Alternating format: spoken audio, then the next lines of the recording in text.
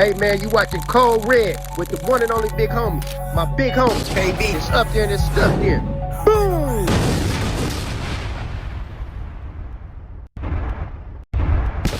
Hey, what up? We in Cold Red where there's smoke, there's fire. I'm your host, the Playmaker, and we got a very, very special guest in the building. None other than Pimpin Ken. Pimpin Ken, what's up? Hey man, airplanes and white bitches. Hey, say that, man. Say that. Say, man, I got some very in-depth questions I'd like to ask you. You ready? Okay, I'm ready. Man, well, let's get right to it. Kenny Ivy, Pimpin Ken, worldwide renowned. The world already know where you're from, but since we here, tell the people where you're from. Well, initially I was born in Chicago, but I came here when I was a very young man. And, I've been claiming Milwaukee. A lot of people that's from Chicago or from Milwaukee, they say they're from Chicago. I'm the opposite. I like telling people I'm from Milwaukee, right? Because I love Milwaukee. Milwaukee raised me. Milwaukee bred me. Milwaukee, I made my first $1 million here hustling in Milwaukee, you know what I'm saying? Even when I was in the game, all my bras, females, that they was all down chicks from Milwaukee.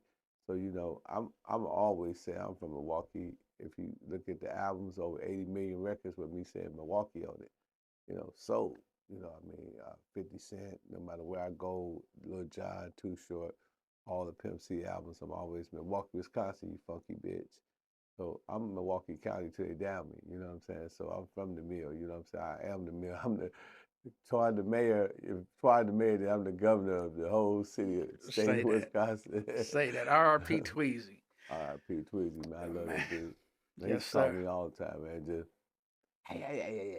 We had so much fun together. And then A lot of people don't know the first big platform that ever was given to Tweezy, and they should have let me spoke at Tweezy's funeral. That's another question, though. That's a whole nother subject matter. Was I put him on Pimps Up, Hoes Down. Oh, I let okay. him perform it. I did that for him. Okay. When HBO came to town. That was over 30 years ago. Over 30 years ago. Speaking of years back, let's go back because there was a time before you was Pimpin Ken. I remember my first encounter with you was on the Eastside. You had a store. Yeah, Ken Ivy Variety Store. Yeah. You've always been one of the best hustlers I've ever seen. Thank Because I remember you starting. People think that it all started with the DVDs.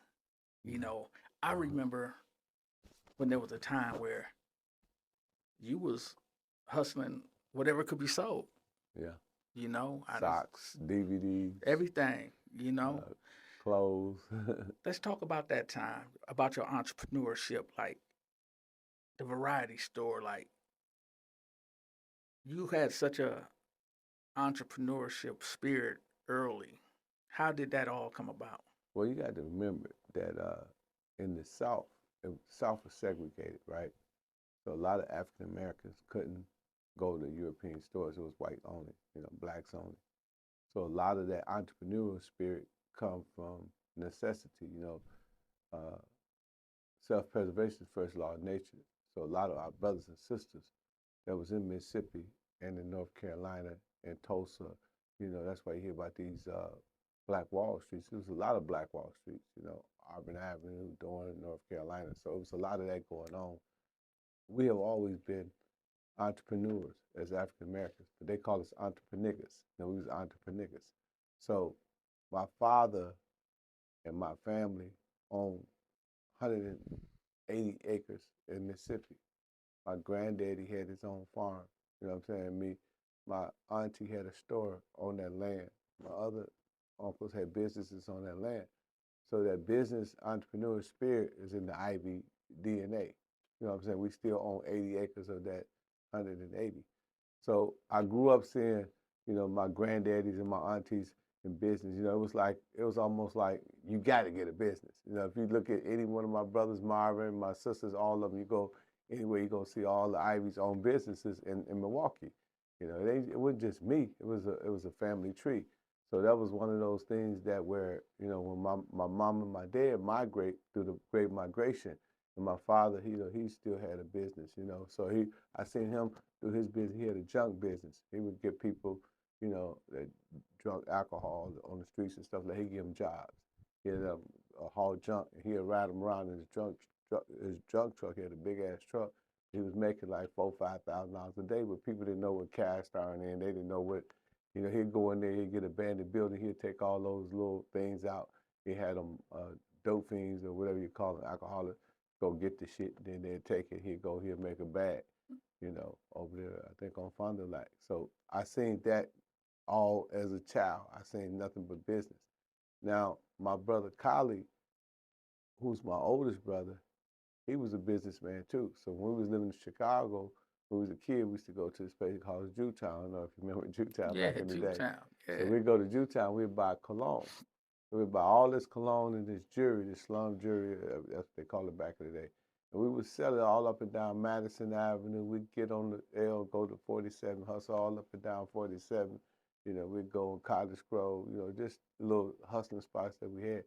So I became a salesman at 5 years old. So you were like, Yeah, people see me selling cologne today, but I started selling cologne at 5 years old. yeah, That's why I love, because I knew then it was very profitable then as a kid, so I know it's profitable now. right. But So people see you selling DVDs, anything other than that. But and- then, yeah, but see, but they don't know, you know, 9 times out of 10, you know, when I be selling, you know, I had a $750,000 house out in Menominee Falls. yeah. All the celebrities we was having parties like they had in LA down in my crib. You know, all the celebrities would come to my crib. And then niggas would see me ride down, and I'd be a playmaker selling cologne or selling DVDs, and niggas, you know, they tried to figure it out, but that's always been my strategy, to never let niggas know who I am. You know, the key to winning, man, is to not be predictable, right? So, you know, I mean, niggas might see me with $1 million chain on, then they might see me the next day hustling. You know, they might see me, you know, I had the Maserati, the Rolls, all that shit at the same time. 2, 3 Benzes. My yard, those who've been on my house know it looked like a luxury car lot. But I still got out here and hustle every day. You know what I'm saying? Like, even today, as the owner of the hip hop fraternity, you know, we worth $100 million. You know, Ice-T just, you know, came in for $2 million. You know, a lot of investors came in for millions, and we're gonna, you know, probably be worth $1 billion in the near future, probably the next 4 or 5 years. But niggas still see me out here hustling. But the other side to that is that's inspiration. If they can see me on the Breakfast Club, they can see me on Drink Champ, and then they can see me on Sherman and Capitol at the gas station hustle. They can see me at Playmakers out there, you know, in a 560 Benz, you know what I'm saying? Brand new, you know, with the rims on it, everything, you know, sitting there just by myself. Only security I got is my social security card. So, you know, it ain't like I'm, you know, scared of niggas or I'm just trying to stun on niggas or something like that. No, I'm like, nigga, I'm a hustler. This is what I do. You know what I'm saying? I make money every day. I got my USB with me right now. I take it with me everywhere I go. You know what I'm saying? Just in case there's somebody here that wanted to buy a USB. So that comes from me being a kid. It's almost like I'm a fiend. You know how niggas be a fiend for crack? I'm a fiend for hustling. That's why I can't quit hustling. I'm addicted to hustling. You know what I mean? It's Right. like, it's a real thing. You know, people see me I was at the Invest Fest. I made $12,000 selling my USBs, you know, and people like, man, you know, this is the Invest Fest, but everybody here spending money. I'm here making money. You know what I'm saying? And I'm VIP. So, you know, I look at the game different than the average hustler. You know, I'm like, every opportunity, every move is a hustling opportunity. You know, just like you showed me some shit, I said, man, let's go hustle. You already hustle already. Man, I got more shit to show you, man. Yeah, we even get the conversation. I said, I'm in. You know what I'm saying? No Because doubt. I could see the hustle before the hustle even actually getting put in place. No And doubt. that's just what it was, man. I come from that entrepreneur spirit. You know, I was a hustler, you know what I'm saying, since 5. You know, the Ken Ivy Variety Store, you know, we opened that because all my OGs, you know, was like Jim Danny, you know, Greasy, you know, which is my uncle, you know, Pee Wee Ferguson, you know, Big K. These the dudes I grew up under. And they always say, man, make sure you get a business, some real estate, little nigga. You know what I'm saying? So that was ingrained in us. You know, we don't talk to the YGs like that. We used to go and talk to those G's. That don't happen no more in the game. So a lot of young dudes, it's like this. It's a whole gap. So they getting the money, but then, you know what I'm saying? They get to this point and they crash and burn, you know.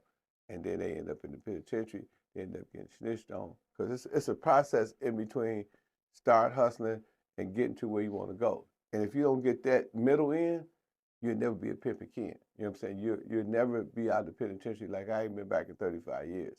You know what I'm saying? JD, John Divine, he ain't been back in 40. So we got that middle game. You know what I'm saying? And then once you get that middle game, like, you know, live your life like you're on trial. You know, don't talk about no old business. You know what I'm saying? Don't make no new friends. There's basic principles that you learn. Whoever could do you good could also do you harm. Where there's the least appearance of evil, expect the greatest amount of danger. So it's a lot of gain that come in between that leads to the level where I'm at now. So when I got to this point, I already got the gain in between that gap. So the young people ain't getting that gain, and the gap is that they're not connected with the older heads. You know what I'm saying? So that's what you think it is, the Yeah. disconnect. That so how do we bring that together? Well, hip hop attorney is doing that. I Okay. sit down with all of the young people. You know, I go in the meetings. You know what I'm saying?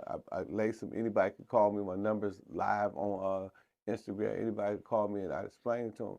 I say, homie, do this, do this, do this. And if you look at the dudes that was a hip hop attorney before they was a hip hop attorney, you can see a 180-degree change because they're getting real game from an OG that's out here that's really got money. You know what I'm saying? That's really living this life that they trying to live. You know, ain't no cap in my rap. You know what I'm saying? So they see that, and they can see that. You know what I'm saying? They see us go to KOD. You know what I'm saying? You know, we same thing Big Meech was doing. We was doing. We buying 60, 70 bottles. There's 200 of us all in there with HHF jackets. Everybody got a bottle in their hand. We was doing that too, and we ain't sold no dope. All we did was sold hope. You know what I'm saying? So I'm not saying that that's no pun intended towards Meech, but I was just saying. You know, whatever brother do to live and survive, that's his thing. But what I'm saying from HHL, I just told him, I showed him how to do it. Then Big Meech was a big instrumental in showing me that game. He gave me that game in 112. You know how to take over a club. You know how to take over a city, and that's a lot of the game that we used when we first came down there. You know, Claybo, everybody. But I told him, I said, man, we love peace and respect. You know, ain't no violence, ain't no drama, none of that going on in hip hop fraternity. And Big Meech said it clear. If you got a respectable, gentleman leadership, which is what I am, you have a respectable, legitimate organization. So all of my people are respectable. So you know that's. Get it? So you start hustling at 5 years old, understood the entrepreneurship. When did the transition happen? When did you find out that the girls really liked you? Man, you know, my mom used to say, boy, you special, right? And I never knew what she was saying. She said, all my friends look at you and they look at you weird. You know, she said, you got a certain chemistry about you, you know? And I never knew what that was, right? And it's like, it ain't sexual, it's just a chemistry, right? Like a lot of dudes are, you know, cool with me too, you know what I'm saying? Not in that the same way you look at a woman, but you know, a lot of dudes be like, Ken, you a cool nigga. So it's just a spirit that God gave me that I think that, you know, the brothers love and the sisters love, you know, as far as like me as who I am as a character. So I think a lot of women are attracted to my character as opposed to my looks. Now, I don't think I'm a bad looking guy. I take good care of myself. But I think that was the main thing. You know, it's just I was always different. You know, I was always to myself. I always did what everybody else didn't do. You know, I didn't have many friends. So, you know, I mean, that was attracted to a lot of dudes. Like all the little homies I grew up with, they pouring, spraying stuff on the lockers and throwing stuff at the girls. You know, I'd be in the corner somewhere just chilling, you know, by myself. And the girls used to come up to me like, what's wrong? And, you know, I found out that that was a tactic. So I started hanging with myself more because everybody think, what's wrong? You know what I'm saying? So people thought something was wrong with me, but it was actually a strategy that I seen that worked at a young age.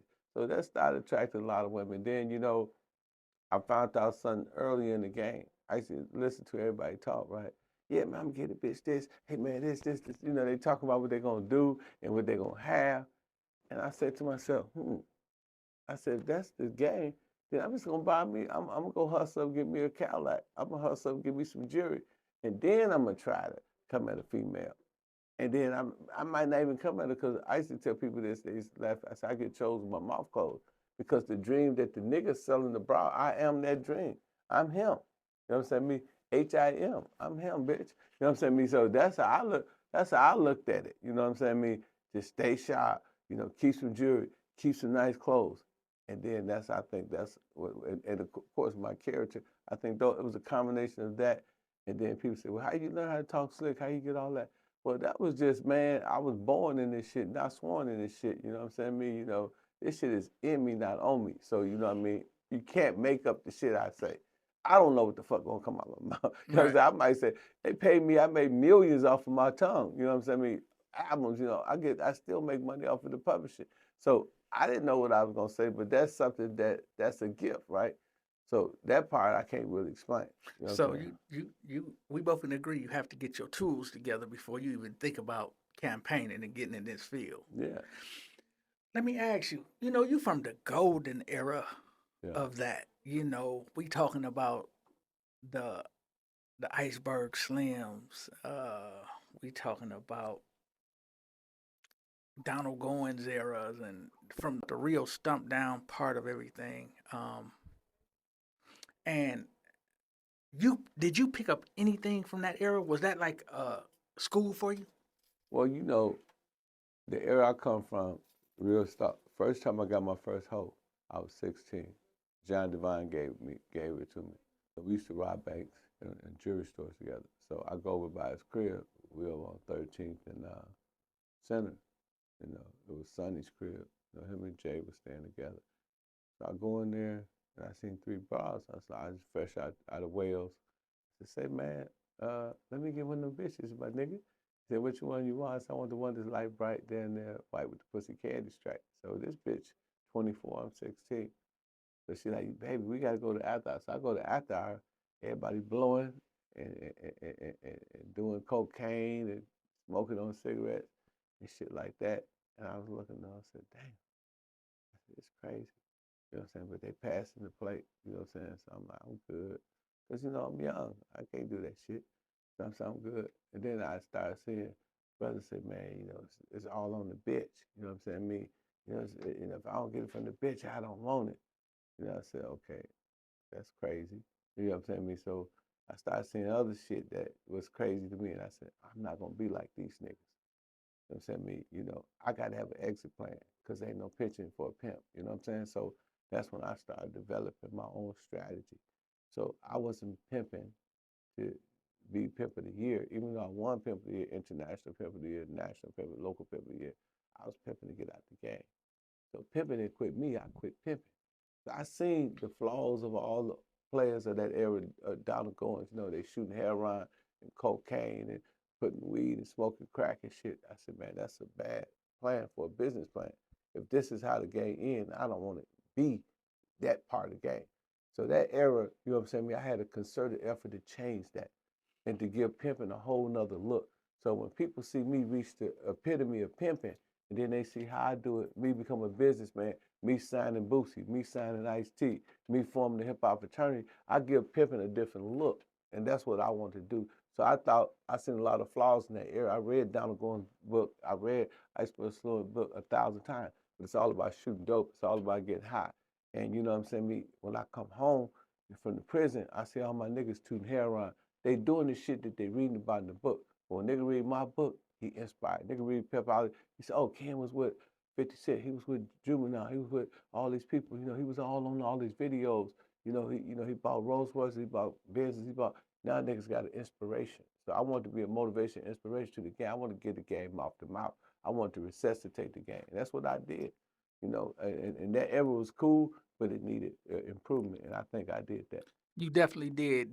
When you made the transition, did you ever think that you were going to be the one to change the look, the whole dynamic of what pimping, what we knew pimping was? Yeah, because I read a book at 20 years old called Think and Grow Rich.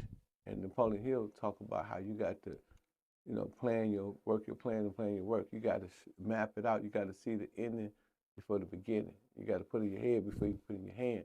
So I had a strategy, right? And I knew exactly what I wanted to do. I knew I wanted to embark upon the entertainment business because Don King was my idol. You know what I'm saying? So I love Don King. I seen what he did in the industry.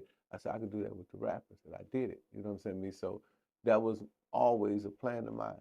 to go from, remember when y'all was kids, I said go from the ghetto streets to executive street. So it ain't, when I'm not making this up. I said that before I was ever in the executive suites, before I ever did a deal with Simon Schuster with HBO. My movie was called From the Ghetto Streets to Executive Suite. So yes, I did know what I was going to do. I knew exactly how I was going to do it, and I'm still doing it. You know, I'm still I want to raise the bar so high that anybody coming behind me is going to have a hell of a challenge. And I give them a cheat code. So y'all want to be great like me? I'm gonna show you the key to being great. The first thing for being great is you got to be Allen Iverson. You know what I'm saying? You got to be Isaiah Thomas. You know what I'm saying? You got to be Larry Bird. But to be the greatest, you got to be Michael Jordan. You got to be LeBron James. You got to be, you know, on a whole nother level of Magic. And what makes them different from Allen Iverson and Isaiah Thomas and all the other greats was they was 3 seconds faster than all of them. So if you get on Mike, you know, you could defend him, but 3 seconds, the shot is already gone. 3 seconds, Magic didn't pass the pass. You know, 3 seconds, Mike Tyson didn't hit you in your jaw. 3 seconds, you know what I'm saying? I mean, Muhammad Ali didn't hit you about 4 or 5 times. So that's the cheat code. Be 3 seconds faster than anybody you doing. Even with this printing company, you got to be you're 3 seconds. The reason why you're number one because you're 3 seconds faster than everybody. Ain't nobody doing no VIP passes. Ain't nobody doing no albums that you open up the thing and the music playing. That's what being the greatest is all about. Absolutely. You know what I'm saying? So that's how I look at the game. Man, because you changed the game, the dynamics of it. And the only person that I can see that would have been remotely close to you would have been the late Pimp C. Yeah. You know, I haven't seen anything remotely close. So I want to applaud you on that. And that's my friend. He a little brother to me. You know, he was in Milwaukee when people didn't know. We drive around in my compressor, you know, my Benz, you know. I'm showing him the meal that people didn't know he was here. You know, you can watch my movie Best of Both Worlds, and on there you see he at my crib. He been in my crib multiple times. He a little brother to me, you know. And when nobody checking for Pimp C, I was going to visit him in prison. Absolutely. Them the days that really count right there. Yeah. Who's gonna really be down with you when in your darkest hours? Mm-hmm. So Ken, you know, this is the last question I gotta ask you on that, man. Man, ask And as I many think the world questions you wanna want. know, man. I think how many toes did you have at one time, man? Well, 16 is what's that? 60 160 toes at one time. at one time. So you got management skills too, huh? Well, obviously, I've got one of the biggest organizations in the world. I mean, Jay-Z ain't got no hip hop fraternity. Jeezy ain't got no hip hop fraternity. There's nobody in the history of hip hop have created and put something this big together. And I don't even know how to rap. I guess you could say I do if you. Yeah, well, I mean, If you know, they put me on albums, so I guess they think I'm rapping. But I'm saying no pun intended. I'm saying to say that you know you got to have good people. Can I give you the backstory to that? yeah. Well, Definitely. a lot of people know I'm a Moorish American, so I'm a member of the Moorish Science Temple. So when I was in prison, from 21 to 25, I was a Grand Sheik. So I actually was the leader amongst all those older men in prison. Mm-hmm. You know what I'm saying? So I got a lot of management and leadership skills from them. So now you thrust that type of dude into pimping, he gonna be a beast. You know what I'm saying? I mean, he know how to manage minds. He know how to deal with crisis management. He know how to deal with conflict resolution. And I understand it from an intellectual standpoint. You know, while I was there, I also went to college. So you're not just seeing this elaborate dude from the east side of Milwaukee being this magnificent pimp. What you're witnessing a dude that sit on his bunk and literally, you know, read until the prison guards turned the light out. Then I would use the light, like Malcolm said, from the hallway to read the books. So, you know, I was educating myself. So by the time I got to the pimping, you know, that was like elementary school for me, you know, because I was so elevated. And, you know, to be able to give a broad transactional analysis from Dr. Ed Burns, I'm okay, you okay, and break down psychology, you know, studying Freud and Dr. Naeem Akbar, understanding the psychology of the mind, it was easier for me to manage 16 toes because I had a system that I created that they would all be able to follow and abide by. And you know, I was a no nonsense dude. You know what I'm saying? If a bra got if I got 4 bras here and one act crazy, I say, excuse me, come here. He said, what's up? Hey, you're no longer in my program. You got to go. And the other bras would see that, and they see I would stand on that. They knew that the penalty of disrespecting this man is he's not going to put his hands on you, but he will put plans on you. He's going to put you straight up out the cap. So, you know, and I think that kind of resonated in the game because, you know, pimps talk, hoes talk too. So all the hoes like, you know, then of course I was a nice looking guy and I dressed nice. And, you know, I was not. And how I get to the 16, this is a funny story. So I know a lot of people say, oh, we got 16 bitches. No, I didn't peel them one at a time. So I'm in Indianapolis and this broad named Sensation. She seen me. You know, I had my black and white mink on. I was looking real dapper. I was looking like a straight pimp, I just be honest with you. So I was looking so pimpish. And she was a real live hoe. And she was with some more pimping. He had 8 bitches, right? You know, I ain't gonna say his name, but he know who he is. She know who he is. He know he got knocked. So once I knocked her, I knocked the whole bottom out of him. You know what I'm saying? So all the hoes that he had at the hotel, he was out of town. They all came, and we all went to DC, and I put all them bitches on the track. You know what I'm saying? So that was how I got the 8 bitches. You know what I'm saying? And then slowly, you know, bitches come and go like buses. I treat them like red lights. I run straight through them. So, you know what I'm saying? I'm guaranteed gonna get a speed ticket. You know what I mean? Okay. Yeah, but I don't chase no bitches, right? I ain't never chased a bitch in my life, and I'm gonna clarify that. Only thing I chase is a kidney if I need a kidney transplant. You know what I'm saying? Other than that, I ain't chasing shit. Okay. So is cop, lock, and blow still effective these days? Is that? Hell no. No, man, these niggas is killing. Man, these dudes, remember, it's that gap. You know what I'm saying? To show and groom a nigga, you know, nigga, how can you love a bitch, nigga? You know what I'm saying? How you gonna love this bitch and this bitch fucking and sucking tricks all day? Niggas don't know that. Niggas is falling in love with these hoes and they put emotions in the game. And the hoe belong to the community. So when you got emotionalism in the game, you fuck up the game automatically because now the bitch can't hold like she want to hold. And now, you know what I'm saying, even the bitch feel uncomfortable because she's saying, damn, I can't even choose up on another pimp, and that's how the game go. But this nigga telling me he gonna kill me if I see another nigga and, you know, I give away his money. Whereas the fun of the game was to us copping and blowing. That's the fun of the game. That show you, that's just like playing basketball. You know what I'm saying? The thing is to play the hottest team. You know, you want Hampton to play Vincent. You know what I'm saying? You want the Marshall, you know, to play Riverside. You want to see the hottest motherfucking team on the court. You know what I'm saying? And you want that sport. So that's what it is. You know, it was a sport of me knocking, you know, any P. You know what I'm saying? Me getting for the bitch and giving the phone call. Hey, man, I got some news for you, man. Hey, man, the bitch been peeled. So they took all that out of that. So now it's like, you know, it's kill to be killed. You know what I'm saying? So niggas might be pimp partners, but they all Crips. They might be pimp pocket partners, but they all Bloods. They might be GDs. They might be vice lord. So you see pimps up on you know, throwing up, you know, they shit. And still, you know, everybody's strapped. So they going from, you know, one extreme to the next extreme where the pimping is a non-contact sport. The ING means I'm not going sitting the bitch. Why would you carry the pistol? Why would you be ready to kill a nigga when that ain't how the pimping go? We get into pimping to get out the bullshit. But these niggas come from the bullshit and bring the bullshit with them nowadays. So no, it ain't cop and blow no more. Okay. So you come from gator blocks and silk socks, man. Did you know it got fucked up when you saw niggas out on the blade with Air Force Ones? Fucked up, but I came home.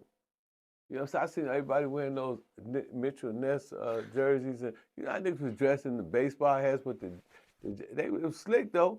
I wore it for a minute, but then what I realized is when I went to New York, I got around some real pimping in DC. Them niggas wasn't wearing no Mitchells and Ness. Them niggas had motherfucking gators on. They had minks, and we cuffing that era.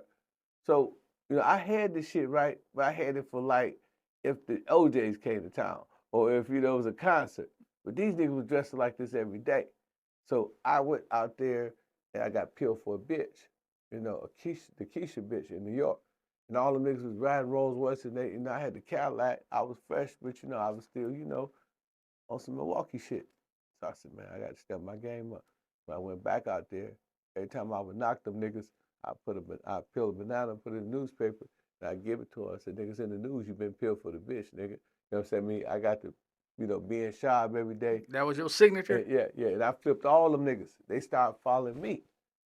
They're like, man, them Milwaukee niggas, they got the game. Then Grit and Flip, all them niggas came. We always like, Milwaukee niggas was always the center of attention wherever was some pimping. I mean, that's why if you go somewhere, you say, I'm from Milwaukee, you pimping it. You know what I'm saying? You can't say you from Milwaukee because we was pimping like a motherfucker in other niggas' town. So that's why I told all of them, I told Grit, they'll tell you, I said, man, I ain't wearing this shit no more. I ain't wearing no more tennis shoes. It's straight pimping, man. That's how we got to come from the mill. And then Milwaukee niggas just started wearing minks and diamonds and getting their shit custom, going out there to Tony Gold Creation, going to my man Harry Glenberg, just getting laced up. And Gino down there downtown, we was getting laced every day. And that's why HBO came to Milwaukee, because we was the most suited and booted. If you go there, look at the niggas from Milwaukee. Look how me and JD was dressed, and look at everybody else. You know what I'm saying? Nigga, and we contemporized it. We said, fuck all the motherfucking suits with all that shit on it. We gonna wear motherfucking Armani, Versace's, you know what I'm saying? Man, we gonna, the buttons on HBO, those were real gold, 24 karat gold fucking Versace buttons that I had custom made for the suit. It was a Versace suit. That's the kind of shit we had to do, because we was from a small town. We said, these niggas gonna respect us. We said, these Detroit niggas, these LA niggas, these motherfucking New York niggas, all these niggas from out of town gonna respect Milwaukee. And that's when everybody from Milwaukee got suited booted. But before I got out of prison, everybody was still. Now the niggas that went back to the gym shoes and back to, the casual shit. Man, tennis shoes on the blade, it's a crying shame, ain't it, man? Yeah, man, it's a shame. Tennis shoes, and when I was pimping, to be wearing it just to the store. Like, man, hey, you see me at the store, I got the silk Versace suit. They said, where you going, kid? Publix? I'm in Publix. I was a motherfucker. They said, you on your way to church? Are you a preacher? I used to get that all the time. Are you a preacher? Nah, I'm pimping. You know what I mean? But of course, I was young, so I didn't give a fuck what they thought. So, Ken, what's your definition of true game? But true game is you can't see it. If you can see it, it ain't game. So somebody said, how did you form the hip hop fraternity? Everybody in the hip hop fraternity said, I run no game. I ain't conning niggas. I ain't running no scams. We ain't doing none of that. That's real game. If they could see it, they ain't game. So when somebody say, yeah, Pimpin Ken over there finessing niggas, he's selling niggas packages and shit, or this and other, you ain't gonna hear that, because I don't do that. I feed everybody for free. I let everybody in for free. I run no game. That's my game. And if you think I'm lying, if you think ain't no game in that, and you say, what's my definition of game? Google ain't gonna never charge you for email. You know what I'm saying? They ain't gonna never tell you can't have me email. Everything is free. A buffet, all you can eat motherfucking emails. A motherfucking IG ain't gonna never charge you for nothing. You can get on there, put platform, post as many pictures as you want. Motherfucking Facebook ain't gonna never. That's game. No game. You don't have to charge the people. When you do right, the game is reciprocity. So good things come to me. I'm always winning because I'm always giving. And the law got to give back. So that's why when you hear Ice-T doing a movie for me and Rick Ross doing a movie, we doing the Boosie movie, you see me doing all these deals, that's because the shit that I don't talk about is the shit that, when Ice-T got into with my man Payroll, with whatever his name is, make he rest in peace. Ice-T didn't have to tell me. I got it right on the motherfucking internet, and I got to check it, nigga. I said, get off my nigga's heels, man. He ain't had to tell me that. Ice-T, we was just at his house about 2 weeks ago. He said, if this nigga say something about me, yeah, cool. I ain't tripping. If this nigga say something about me, cool, I ain't tripping. But if Pimpin Ken say something about me, he said, that would hurt me. You know what I'm saying? Me, that's what it is, man. It's being down with a nigga or being around a nigga when ain't nobody else around. You know what I'm saying? That's game. Not, finessing niggas. Name one nigga say I owe him some money. Why you think I go to Playmakers where niggas come blow my motherfucking brains out, go on Sherman and Capitol where niggas kill? I'd see niggas get shot right in front of me. And go on the Eastside, ride through all the hoods and those niggas kill me.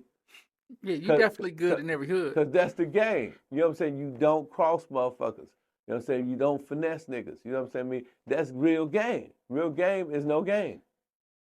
That's my definition of game. No tricks, no swindles, no nothing. You understand? Okay. Even with a bitch. Remember I told you? I get chose with my mouth closed. I ain't got to say nothing to a bitch. I'm pulling up, I'm diamond down, you know what I'm saying? I'm peed up, you know what I'm saying? I mean, I'm whipped up. So the bitch see me, I ain't got to talk. These niggas, hey, they're chasing the bitch, I'm just pulling up. I am the game. Remember I told you, that's real game, no game. No doubt. No doubt. Ken, I've been doing marketing for 30 years. You've been pimping for 30 plus.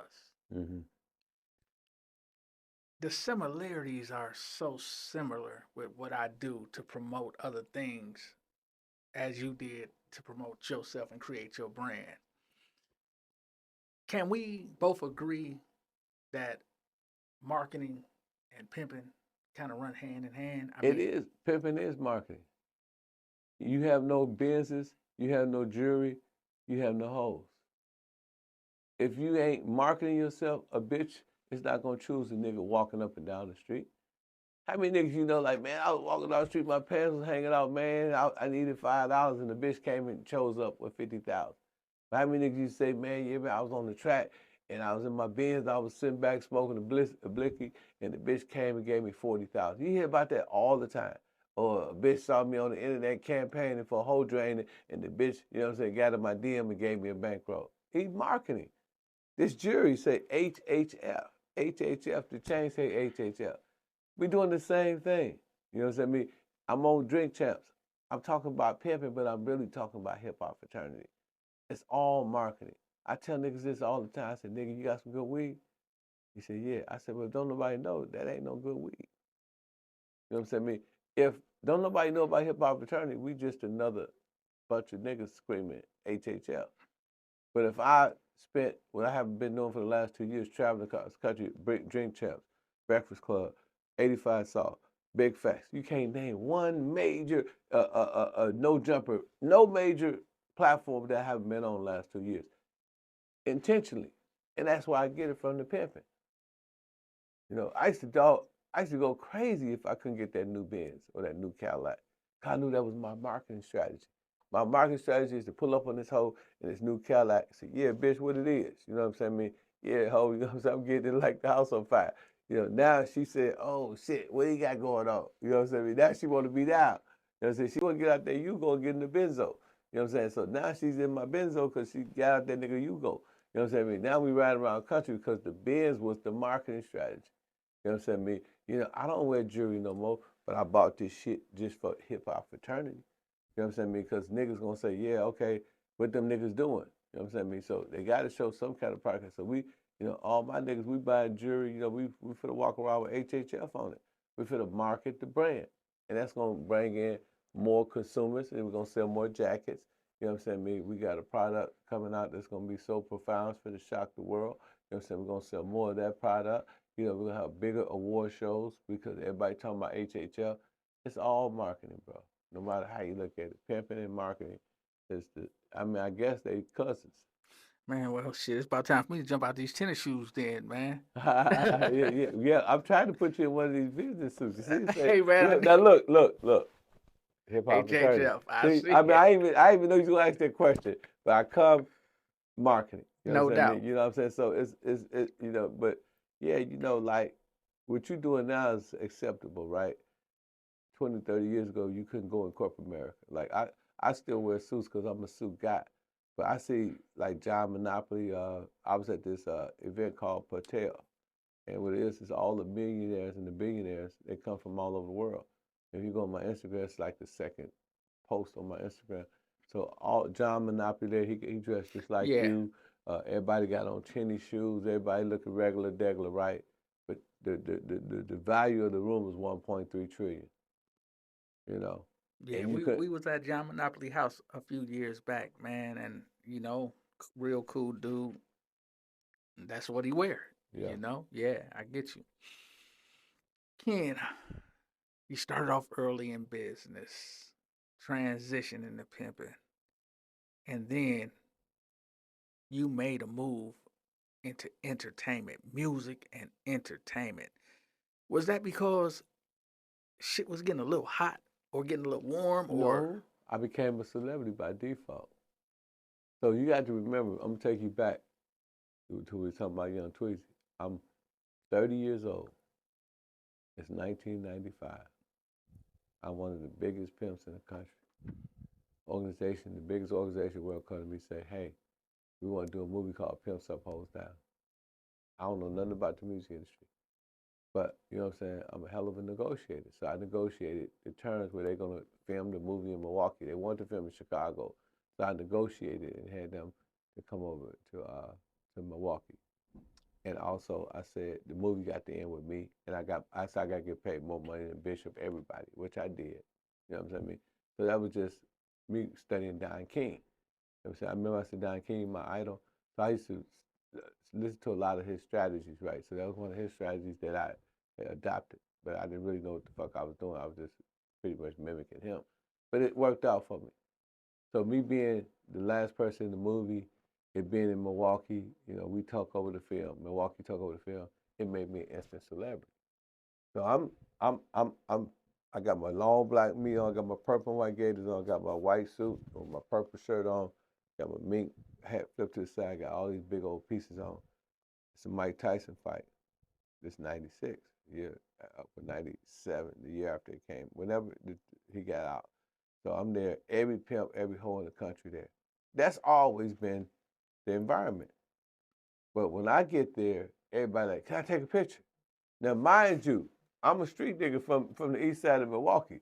My niggas, they see cameras, they shooting at a nigga. You know, if you ride through that motherfucking camera, niggas on the east side gonna blow your motherfucking ass up.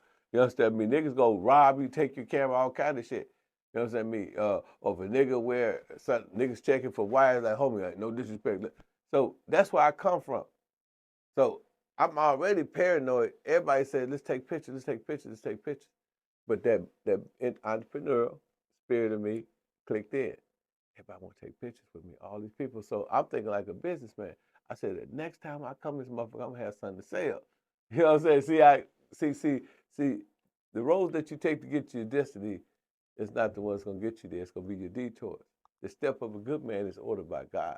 Nothing just happened. Everything has its purpose. So God had already ordained me from 5 years old selling cologne to be able to be for this moment that I'm in. So I'm in the moment, right? I'm famous now.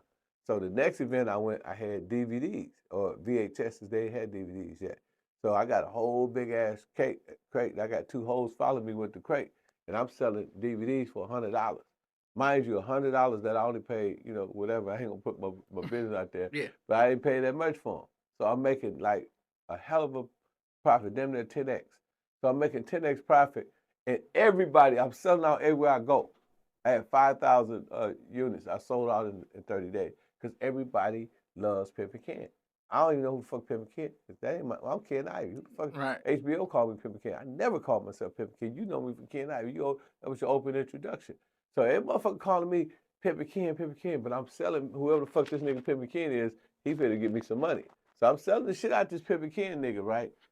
Next thing you know, I figured out. I said, go to Atlanta. Go to Atlanta. I said, where do Jermaine Dupri hang out at? Where do Outkast hang out at? Where do Goody Mob hang out? Okay, I'm not gonna attack them niggas. I'm gonna sell to their partners, like the niggas sitting around. I'm gonna sell to all them niggas. And when I sell to all them niggas, guess what? They gonna take it to the studio. And then them niggas gonna see me and they gonna hear me talking all this shit. Cause you know, Pimp Ollies was a hell of a movie. And now Jermaine Dupri, them niggas, they met me through somebody else. But now they want to meet me personally because they feel like, Jermaine, you don't know that nigga? And I knew the psychology because I'm a player. So I kind of finessed myself into the entertainment. So Jermaine, you know, we would go to 112, and we go to 112. Big Meech gave me this game. He said, man, what you do is get a lady $300-400 and say for the next 20 minutes, the drinks is on Pimpin Ken.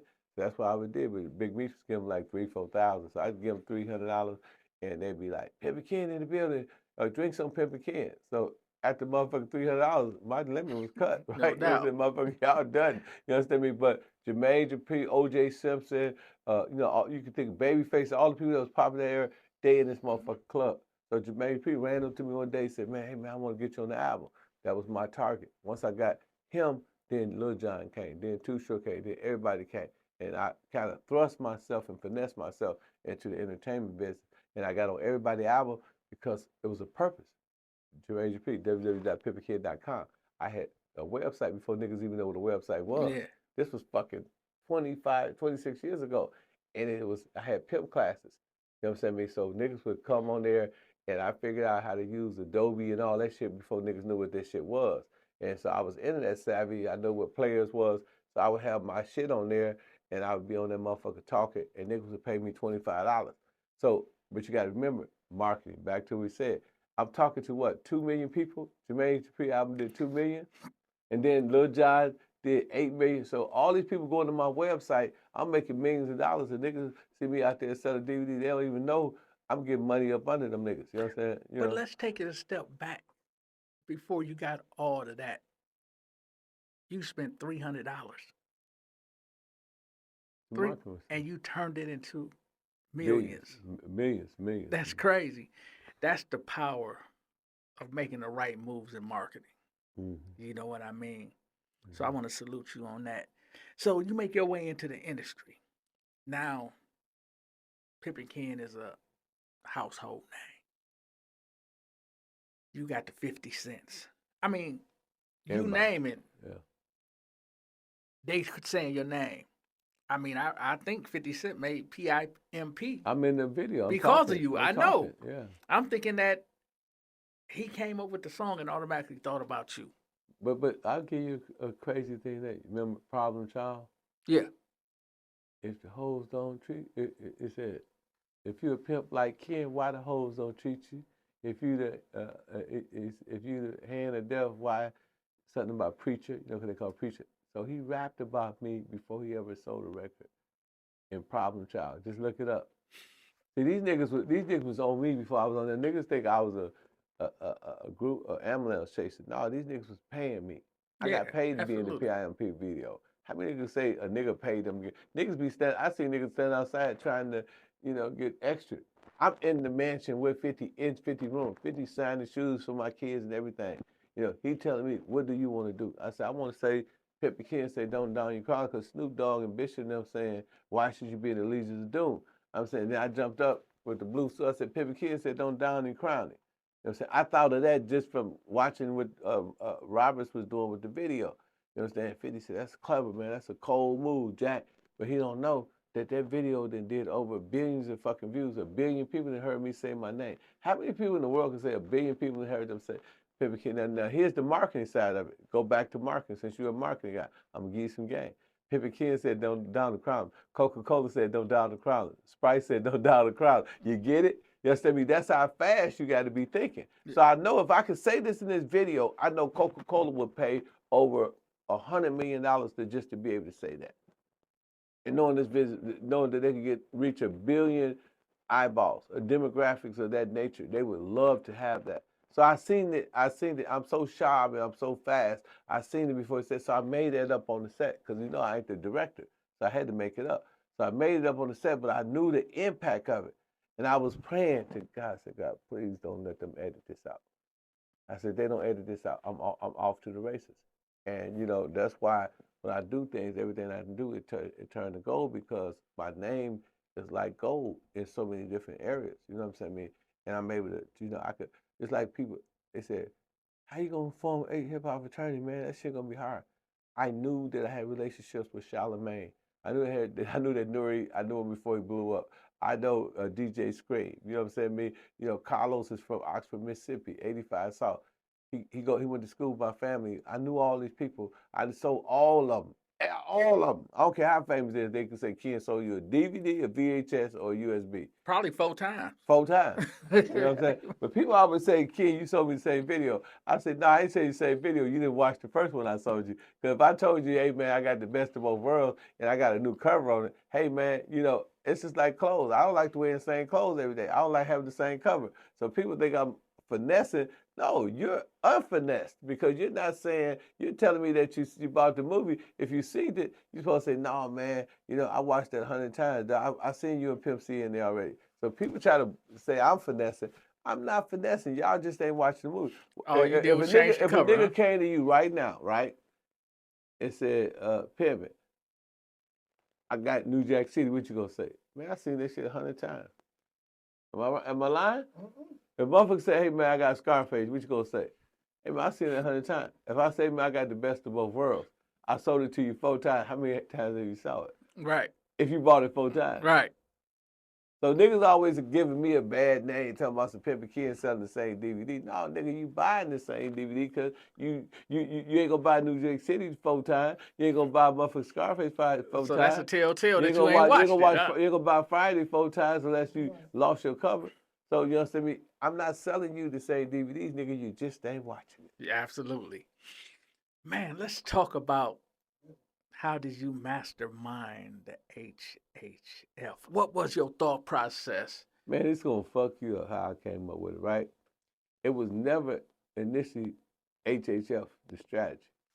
The strategy was my son, I sent him to college down there in ATL because my other son, I sent him to college in LA, the School of Acting, because I'm a progressive thinker. I'm a generational thinker. So I said, my son, I'm sending him to college. He looked just like me, and you know, I'll make sure that he passed, and then when he become an actor, he gonna play my movie. You know what I'm saying? And my other son, he gonna play in my movie too, but he wanted to get into the music. So I'm thinking like a businessman. You know, my sons didn't. You know, my son Supreme, he grew up in the hood, but he came to the suburbs. You know, I hustled myself up out the hood, so they lived in they had their own basketball courts. You know, all kind of shit. You know what I'm saying? Toys. You know, they was straight. So I seen them as like Donald Trump see his kids like these little niggas for the go, and you know what I'm saying, they're gonna get in the industry. But my son gonna be the executive producer, right? So that's how I'm thinking about that. You know what I'm saying? So I'm thinking like that. So my son, he down in Atlanta, and he calling me, Dad, Dad, I'm just whatever you ask, whatever you need. Cause my son love him to death. Plus I got the money. You know what I'm saying? Me, so he performing everywhere. I said, these niggas, they got some game. They tearing niggas head up. So I got mad at that. I said, I'm gonna go down to Atlanta. I'm gonna form an organization. It's gonna be around hip hop, and it's gonna be a hip hop organization. It was just that's the only thing I had was hip hop, right? So we went down there, and I got a condo in Buckhead, you know, and they had a big ass clubhouse. So I said, man, everybody free. Cause I'm mad at these niggas in Atlanta. I'm like, yeah, nigga, everybody free. Yeah. Nigga, I'm gonna show you, I'm gonna fuck up y'all shit. You know what I'm saying? And I'm Pimpin Ken, so everybody know me. So it's like, Pimpin Ken doing some free shit. Yeah, we coming. So you know what I'm saying? I'm doing that. Then start 4 people. Then it's 100 people. Then it's my fucking people, my condo people say, man, you got too many people in this motherfucker. So we had to move to my man Player Pancho studio. So me and Pancho, we sit down and they coming up with names and motherfuckers talking about mafia this and this and that other. I said, man, listen. I said, this game is so fucked up. I said, the culture vultures have raped our people. They're taking their publishers. You know what I'm saying? I mean, they're taking their masters. I said, there's no stability in rap. I said, but the name hip hop has been hijacked by Universal, Columbia, all this. I said, we got to take that name back. I said, but when we take it back, I said, we got to bring the people together. We'll bring people together. Fraternity. So I said, hip hop fraternity. So we get to use the name hip hop, and we still retain that most renowned, well marketed name. And we could put another name, fraternity, which a lot of us, you know, envy people that went to fraternity. How many times have we said, man, I wish I would have went to college, I would have joined a fraternity. So I said, now layman and everyday people be able to be a part of a fraternity. So I came up with hip hop fraternity. Then I thought of another reason why we thought. I said, well, everything the black man do is demonize, discredit, or destroy. The 3 Ds. Demonize, discredit, destroy. That's the black militias. They went after the Black Panthers. They went after Marcus Garvey. They went after the Nation of Islam. They went after Hebrew Israelite. They went after the Moorish Science Temple. Anything we do, they went after the brother Martin Luther King. You know, People Liberation Movement. All of them, so they demonize it. They can't demonize hip hop. Why? Because they control it. Right. They can't call it a black militia. So that was another safe haven to avoid the COINTELPRO moves that they put on black organizations. The Masons is fraternity. The Elks is fraternity. It's a lot of Greek fraternities. They can't hit us with the fraternity as a black malicious. They Okay. can't say it's a gang. If they say we a gang, they have to say the Masons is a gang too. If they say we a gang, they have to say Universal and Def Jam and Columbia Records and Sony Records is a gang too. So that was a safe haven. So that's one of the reasons why the name hip hop fraternity, because we had to think about everything. You know what I'm saying? So we thought it into it, and then it just snapped, right? And now, it's one of the best things I did because people all over the world, I can see all the analytics, right? I got all the metrics and shit. And all the world be tuning in, and they tuning in because it's hip hop. Imagine that, not because it's Pimpin Ken. Say that. You know what I'm saying? And so my brother, Marvin said something very profound. He said people follow a cause before they will an individual. He said, Kenny, whatever you do, don't insert yourself into the movement. So I stripped myself. I don't hold no position. I'm not the CEO. I'm not the CFO. I don't hold no positions. I'm just the founder, which I can't take that away. So you understand me? I totally got myself. I don't do none of the deals. I'll make the play, I quarterback it, then I let them run it. You understand me? And so that was the best thing that he ever said. Because, I'm used to being Pimpin Ken. I'm used to being in the forefront. Now to sit there in a meeting when we talking about millions of dollars, I got Miss Kentrice, who's my CEO, or I got James Gray, who's the national CEO, and they talking for me. And I got to sit there and, they might miss something. I want to jump in so bad. Hold on, wait a minute. I'm the boss, I got to hold myself and hold my peace and learn how to be quiet. And that was some game right there. That was a very humbling experience. And I realized that that's what the power was. It wasn't in the front. It's playing the background. Definitely. So, what was the ultimate goal for hip hop fraternity?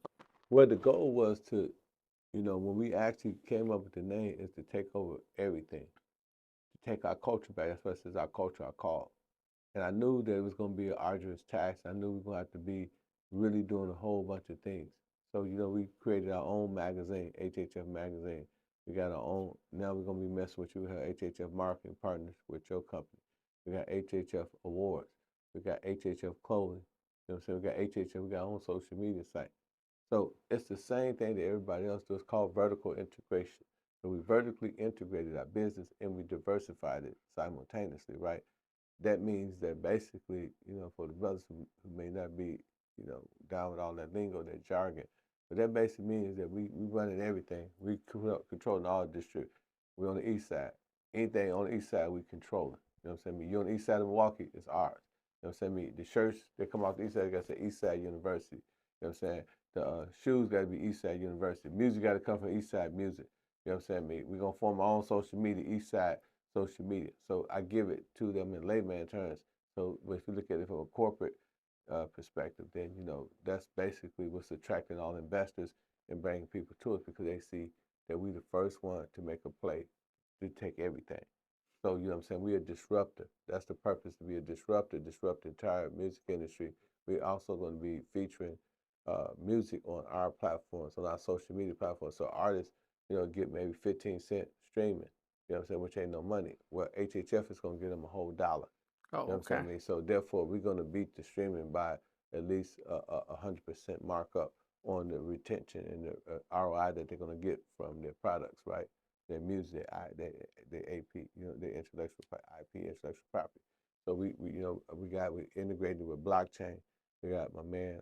They can go and see people on the. If you go to HHF Media, you can see some of our board members. So Ryan Graham, he's a blockchain and cryptologist, specialist. We got brother Durrell, Pratt out of Philly. He's a AI specialist. Then we got a brother Reality. Y'all know Reality. He's from Milwaukee. Shout out to Real. Real build apps. He got over 60 apps. These apps, so we bringing all those brothers. We got a tech team. We're going to integrate all of that into one system where, you can buy the music, the AI send you the music. You can use cryptology. So that means that under the blockchain, what they do a smart contract. The smart contract is basically writing your prices, what you want for your music. So if you're selling music under the hip hop fraternity platform and, you're in our ecosystem, And say, for instance, somebody in Guam, somebody in Ethiopia, they buy your music. They bind it to the blockchain. You're going to get whatever the smart contract, and they're going to pay you in crypto. You know what I'm saying? Because we got the crypto integrated in the system. So now you're getting that crypto money. Say, for example, if you sell 1 million records, you say your record sell for 50 cents. Okay, 50 cents, that's $500,000, right? But if you sell something with Sony and you sell 1 million records, they're going to give you 45,000. So the dynamics and the numerical side of it is extremely, different. So what that does is that pull all of the other artists, even some of your more late major artists, that pull them into a whole nother system. But we have the technology and we have the team to put something like that together. So that's what hip hop fraternity is. It's about, bringing brothers and sisters like yourself together that we can, come together and we can be an African American think tank. We can move under one accord as opposed to you being just a marketing guy. You know what I'm saying? If you got access to all these other technologies, and we can integrate you, with all the 38 chapters, and now 38 chapters know that this marketing is available. Now that it increases wealth, and that's the new Black Wall Street. Hip hop is the new Black Wall Street. The reason why it says the new Black Wall Street, because if you look at the GDP of Black Wall Street in Tulsa, Oklahoma, it was 2.5 billion. Jay-Z is being plastered all over the internet, say he's worth 2.5 billion. So one man is worth more than the entire community. So that's Black Wall Street. So where's the new Black Wall Street? It's hip hop. It's the only sector in the history of African American experience in this country from an entrepreneur perspective that created 5 billionaires. Name any. I wait. You know what I'm saying? Yale didn't do it. Columbia didn't do it. Cambridge didn't do it. Oxford University didn't do it. No one has done that. The University of Hip Hop has created more billionaires and more millionaires than any other sector. You can't even get two basketball five. You don't have. You might have LeBron and Jordan. This happened in the last 4 years. So in 4 years, Jordan been doing his thing a long time. LeBron been doing his thing, but in 4 years, we surpassed any genre, any category in the history. So to be centralizing that as the hip hop fraternity and controlling from a marketing standpoint, from the blockchain, from cryptology, from the app store, you know what I'm saying? And, a lot of people say IT, informational technology, but we going to come up with another term. We're going to call it DT, you know what I'm saying? Digital technology. And that's what we're doing. That's why we have all these apps. That's why we have access. People can join it. So that's what the hip hop fraternity is all about. It's about integrating and four pillars of power. And this the best way to understand hip hop fraternity. Any community or any ethnic group in society, they're going to always have these 4 categories covered. But, our Jewish brothers do it better than anybody else. Politics. The Jewish lobbyists, the Arab lobbyists, the Coca-Cola lobbyists is heavy in Washington, D.C. Silicon Valley. Our Jewish brothers is killing. Mark Zuckerberg is a Jew. The Dale is a Jew. Both of the Google brothers are Jews. And we're looking at them as a community, the Jewish community, right? So they cover that too. So we decided, we created our own political action committee. You heard me on Breakfast Club talking about we sent the young people to the White House because we have a political action committee. We now going to have lobbyists in Washington. We have our own social media site. That's why we create, because we're going to create our own Silicon Valley. You heard me just talk about the tech side. And then another side is Wall Street. I just told you that hip-hop is the new Black Wall Street. That's how we eat. We eat off the shirts, off the promotions. We eat off of whatever we can. We got HHF jackets. We got ad-based companies, that advertisers can come and advertise. So Black Wall Street. And last but not least, is what you're doing. Media. Hollywood. Films. We create our films, we create our narratives, right? They let us on Tubi now. What better time now? Tubi, Hulu is supposed to become the new Black Hollywood, or the new Moorish American, so we call it Moorish American Hollywood. So now if we control the narrative, we got our own radio, we control it. Then every time you watch the evening news, it ain't going to be little Ray Ray just killed 5 people. Mm-hmm. Dude just murdered his wife. If you look at the news, it's so negative towards us, right? So when we control the narrative, we can say, hey man, so and so just graduated from college. So and so just bought, Coca-Cola. So and so just bought, so and so. So we changed that. And those are the 4 pillars of power. You see any group of people that's dominating in society, they have covered those four pillars of power. So that's what the hip hop fraternity is. Our objective is to control those 4 pillars of power and make sure that we have an ecosystem of highly intelligent people. If you look at hip hop fraternity, if you look at our board, go to HHF member, and you read the bios, it's not a person on my bio, on my board that don't have a college degree. You know what I'm saying? Probably I'd be the only one, and a few other people. I have college, but I'm talking about degrees, PhDs. It's all throughout my board. Then we got the other side. That's me being a playmaker. That's me coming here. That's me, going to Events Fest, going to Vegas, going to all the fights. That's the hood side. I represent that. You know what I'm saying? I represent the hood, and I can communicate to them what they need to tell them. And then I say, hey, this brother want to be a part of hip hop fraternity. Make sure he get the maximum amount of marketing. Make sure he get acknowledged or put up on all the latest technology. Make sure that he represented in the same capacity that everybody else. Now that changed the dynamic. Now young Tweezy, may rest in peace, he can come to me and say, Ken, I got this new album out, woo to woo. We done created the whole ecosystem. You know what I'm saying? From the marketing, the lawyers, we got lawyers. Michael Harper, he's one of my general counsel. Simmons Law, Tiffany Simmons, she's been with us for 4 years. So we got lawyers on speed dial. They got text, Uzis, whatever you need. They ready to go to war for you. You know what I'm saying? I mean, so that's what hip hop fraternity is all about, creating that system. Everybody else got it but us. You know what I'm saying? So my job is, because God blessed me, and I created in such a way, God forbid, if I walked out this place right now and somebody shot me in my head, y'all be good. You notice I'm not on the board. Right. You know what I'm saying? I give them the wisdom and the knowledge and understanding based on me just being out here and peeping game, how other ethnic groups do it. The biggest travesty in Milwaukee is not, everybody talk about white people. White people is not our problem. Everybody said, man, the white man got me. No, the Arabs is in our community. The Asians is selling all the hair. They doing all the nails. You know what I'm saying? They selling all the shrimp fried rice. Like, we don't know how to sell grits and turkey legs and barbecue. You know what I'm saying? Why is we going to eat shrimp fried rice when we know we grew up on barbecue? We grew up on soul food. So, you know what I'm saying? I mean, that's one of the problems. Then the Indians. You go in there, they only speak English. You know what I'm saying? I was in the store, they look at us like we ain't nothing. But the worst thing is, you go back enough to know. Remember we used to have them gambling games, and you'll beat me out of 40,000, then I come back and I get you for my 40 back? That ain't happening no more because that money is being extrapolated out of our community.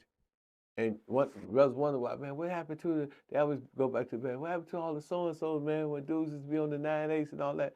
You ain't gonna see that because the money is being, and then Potawatomi take whatever they don't take. So you understand me? You got a community that's putting itself in a permanent state of poverty.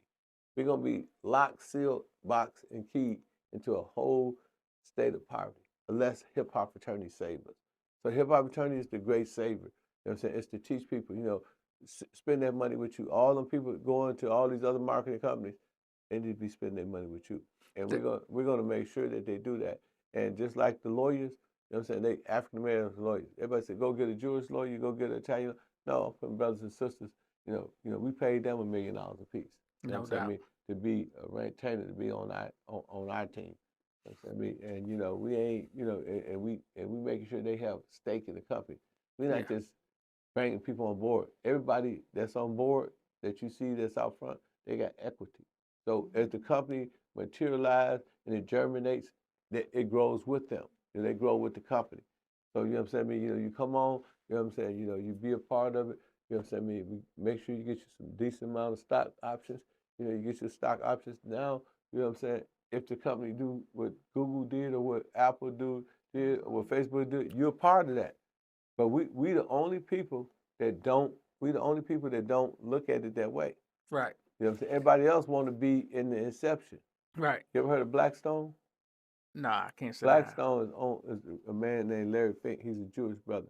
He controlled $11.3 trillion of asset management. What that means is he got a lot of money under at his disposal. But he invests in a lot of different companies, startups. He got money in Google, all other companies. These companies materialize and they grow because they got one of the biggest asset management companies. And just imagine if we had not black rock, if we had hip hop rock, Mm-hmm. and we had all the rappers' money under asset management, and we had startups like the hip hop fraternity come on deck, and we all get in on the early rounds, we all gonna be billionaires. Then we do an IPO, and the IPO hit 60 million, 60 billion, 70 billion, because it's hip hop. I don't know if y'all looked at the statistics, but I can show you. Hip hop had over 1.5 billion listeners worldwide. Okay. Hip hop is not being consumed by us. We think it's consumed by us, but if you look at us, we 40 million. We 13% of the population. If you minus old folks, women, and children, you got 6% of potential people who may participate in hip hop. America is only 5% of the world's population. So what that means that you like a raindrop in a tsunami. Yeah. When you talk about your purchasing power. The purchasing power is coming from outside demographics. So what does that mean? That means that we have the potentiality, right, to be a $1 trillion company. And to have $1 trillion. It's already being made. The only problem is if you're not sitting at the table, where are you? You're on the menu. If you're not at the table, you're on the menu. So we're on the menu right now. They're eating us live. They're eating us alive. So we got to get the table. If they don't give us the table, we're creative. Carter G. Woodson said in the Miseducation Negro, he said, if the education system don't build a door for the Negro had to build his own door. You know what I'm saying? And if they don't give us a seat at the table, we got to create our own table. And then, we do what they call, in the gated communities, we put a passcode on the gate. And then when universities want to get in there, they need to call us and say, hey, man, what's the passcode? You know what I'm saying? And we let them in if we chose to be, okay, you want to come in? We need 100 million. We need 200 million. How much percentage you going to get? Maybe 2, maybe 3%. You ain't going to have no voting rights. Right. You know what I'm saying? You ain't going to be able to do a coup. You ain't going to be able to do a M&A, a merger and acquisition. You're not going to be able to acquire this company. You know what I'm saying? Because we're going to keep the outstanding stocks and we're going to have different classes from A to D where you ain't going to be able to come in and just box us out. And that's what we got to understand, I mean, people hear me talk like this, but I really do business. I mean, I did Ice-T deal. That was and Boosie deal and Corey Wise deal and 2 of my deals at one of the biggest companies in the world, owned by CBS. CBS, we keep an eye out for you. I had to negotiate with these people. You educate, you train yourself to be able to do this, and then when you do it, you don't just do it just one way. You do it vertically, you do it horizontally, you do it, a diversified way, and you understand the business. The biggest problem with a lot of our people, they just won't sit down and learn something. Yeah, absolutely. But this shit is easy, man. They use all them words and stuff like that, but 80% of the shit you're gonna learn at Harvard or Yale ain't gonna have nothing to do with what you're gonna do. Like 50 Cent runs stars. You know what I'm saying? Fact. You know what I'm saying? Jay-Z controlled the Super Bowl. You know what I'm saying? Facts. You know what I'm saying? Baby and Slim, you might as well say, runs the music department, African American music department over there at Universal. Then one of them, based on their bios, I haven't seen have a college degree, but they run circles around the A students. Because the A students and the B students work for the C and D students. Yeah. I can agree with you on that. Man, Ken, this has been informational. A masterclass. Man, definitely a masterclass. Informational, educational, and above all, man, an honor to have you sitting here on the couch, man. So, I want to thank you, man, for coming on Cold Red. Where there's smoke, there's fire. I'm your host, the Playmaker, and this is Pimpin Ken. Hey man, thank you for having me. Your people can follow me at realpimpken_. They want to get into my products. You know, you can go to hhfmedia.com, hit the word books, and you'll see my book along with several other people that we support books on the site. And if you want to just get it directly, if you want to get the audiobook book, go to audible.com, type in the name Pimpin Ken, my book will come up. And I would like to thank Cold Red and, all of these brothers here at the staff. You got a beautiful staff here. I got a chance to meet people. It's a really beautiful facility. And we are going to be bringing them on the team. We're going to be HHF affiliates, and we're going to definitely have the products, all the marketing that you can eat. Hey, you heard it right out of Pimpin Ken's mouth, man. We out.